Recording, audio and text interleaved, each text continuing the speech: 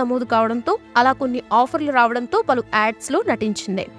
ఇక మోడలింగ్ చేసిన తొలినాళ్లలో రామోజీ గ్రూప్కి చెందిన కళాంజలి యాడ్లోనూ కూడా చేసింది. అయితే తాను మోడలింగ్ చేస్తున్నానని ఇంట్లో చెప్పడంతో తన తల్లిదండ్రుల ముందు టెన్షన్ పడ్డారట. అంటే మోడలింగ్ లేదా యాక్టింగ్కి సంబంధించిన వారు తెలిసినా వారు ఎవరూ లేరని, పూర్తిగా కొత్త రంగం అని ఇంట్లో టెన్షన్ పడ్డారట. కానీ ఏం కాదని శోభిత ఇంట్లో వారిని ఒప్పించిందని తెలిసిందే.